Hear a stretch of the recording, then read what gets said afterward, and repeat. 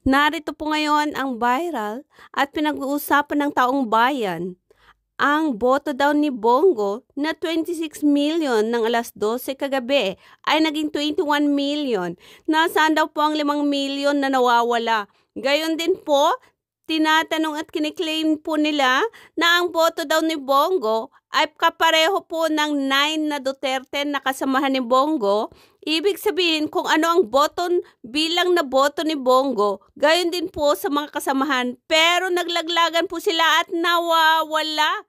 Gayon din po, hindi nila matanggap na naandon ang pangalawa na si Bam Aquino dahil ang ine-expect po nila ay dire-diretso pare-parehong bilang ang lahat ng PDP dahil dinerecho nila 26 million kay Bongo, ibig sabihin 26 million din daw po sa kasamahan niya. Pero ano daw po ang nangyari?